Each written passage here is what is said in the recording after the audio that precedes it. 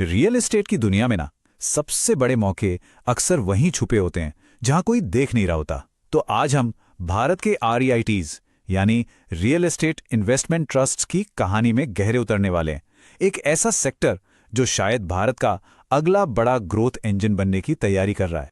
चलिए सीधे मुद्दे पर आते हैं। ये देखिए, ये स्लाइड एक बहुत ही दिलचस्प पहेली सामने रख रही है। भारत में लिस्टेड रियल एस्टेट का सिर्फ 19% हिस्सा ही रीट्स में है, जबकि दुनिया भर में ये एवरेज है 57%। ये कोई छोटा मोटा फर्क नहीं है, ये एक बहुत बहुत बड़ा गैप है। तो सवाल ये उठता है कि आखिर ये इतना बड़ा अंतर है क्यों? और उससे भी बड़ा सवाल, जब भारत इस गैप को भरना शुरू करेगा तब क्या होगा? अगले कुछ मिनटों में हम इसी कहानी की परतों को एक एक करके खोलेंगे। तो चलिए भारत के इस बड़े आरईआईटी रहस्य की पड़ताल शुरू करते हैं और समझते हैं कि ये आंकड़े असल में हमें क्या कहानी बता रहे हैं। तो सबसे पहले अब तक की कहानी पर एक नजर डालते हैं। ये समझने के लिए कि भारतीय रीट्स यहां तक पहुंचे कैसे, हमें उनके सफर को देखना होगा। ये आप कह सकते हैं एक ऐसे युवा बाजार की कहानी है जिसकी महत्वाकांक्षाएं बहुत बड़ी हैं। यहां पर देखिए, बात दिलचस्प हो जाती है। रीट के नियम तो 2014 में ही आ गए थे, लेकिन पहली लिस्टिंग होने में 5 साल लग गए 2019 में। इसका मतलब क्या हुआ? इसका मतलब है कि असल में ये बाजार अभी सिर्फ कुछ साल ही पुराना है, और यही इसके मौजूदा साइज की सबसे बड़ी वजह है। और आज ये बाजार दिखता कैसा है? ये चार्ट साफ साफ दिखाता है कि इसमें पूरी तरह से ऑफिस एसेट्स का दबदबा है। और ये आपको बता दूं, किसी भी शुरुआती रीच बाजार के लिए बहुत ही नॉर्मल बात है। शुरुआत हमेशा स्थिर और बड़े कमर्शियल एसेट से ही होती है। लेकिन नया होने का मतलब कमजोर होना बिल्कुल नहीं है। जरा इस आंकड़े की रफ्तार देखिए। जो बाजार फाइनेंशियल ईयर 2020 में सिर्फ 26.4 अरब रुपए का था, वो आज 1.6 ट्रिलियन रुपए का हो चुका है। ये जबरदस्त ग्रोथ दिखाती है कि नींव कितनी मजबूत है। अब भारत की असली क्षमता को समझने के लिए हमें थोड़ा जूम आउट करके दुनिया की तरफ देखना होगा। इससे हमें एक ब्लूप्रिंट मिलेगा कि एक डेवलप्ड रीट बाजार कैसा दिखता है और भारत का सफर किस दिशा में जा सकता है। ये स्लाइड ये पूरी कहानी को बस एक नजर में बयां कर देती है। एक तरफ है भारत, एक नया ऑफिस सेंट्रिक बाजार, और दूसरी तरफ अमेरिका और ऑस्ट्रेलिया जैसे मैच्योर मार्केट्स हैं, जहां 95% से ज्यादा लिस्टेड रियल एस्टेट रीट्स में है, और वो भी बहुत ज्यादा डाइवर्सिफाइड। तो इस डाइवर्सिटी या विविधता का मतलब क्या है?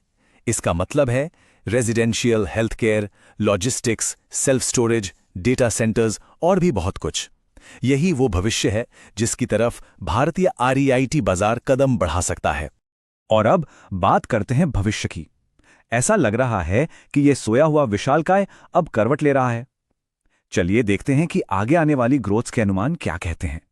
आज की तारीख में भारतीय रेत बाजार का साइज लगभग $18 बिलियन है। एक अच्छी शुरुआत है, लेकिन यकीन मानिए असली कहानी तो अभी बाकी है। फ्लैटस्कार्ट के एनालिसिस के मुताबिक 2030 तक इसके $25 बिलियन तक पहुंचने का अनुमान है। ये एक जबरदस्त छलांग की ओर इशारा करता है।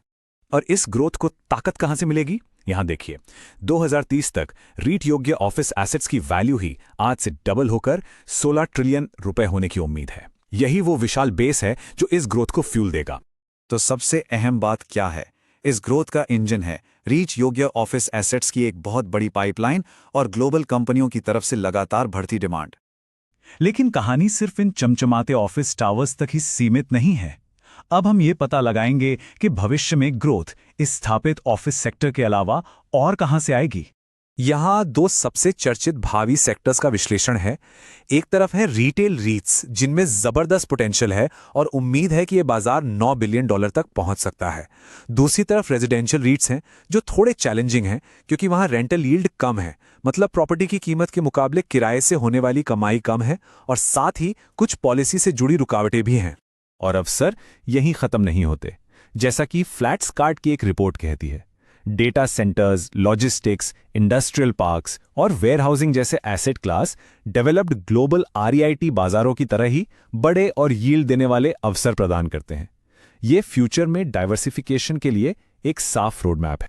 तो ये सब हमें कहां ले जाता है? ये हमें उस $25 बिलियन के सवाल पर लाता है। रियल एस्टेट निवेश के भविष्य के लिए इस सब का आखिर मतलब क्या है? तो हम आपको इस सवाल के साथ छोड़ते हैं। जैसे जैसे भारत का रीट बाजार दुनिया के साथ अपने इस गैप को भरेगा, सबसे बड़े मौके कहां से निकलेंगे? क्या वो रिटेल में होंगे, लॉजिस्टिक्स में, या फिर किसी ऐसे सेक्टर में जिसके बारे में हमने अभी सोचना भी शुरू नहीं किया है? अगर आपको ये विश्लेषण दिलचस्प लगा तो रियल एस्टेट की ऐसी ही गहरी जानकारियों के लिए फ्लैट्सकार्ट को लाइक, शेयर और सब्सक्राइब करना ना भूलें। अस्वीकरण व्यक्त किए गए विचार रियल टाइम फ्लैट्सकार्ट डेटा पर आधारित हैं और बाजार की बदलती स्थितियों के साथ भिन्न हो सकते हैं।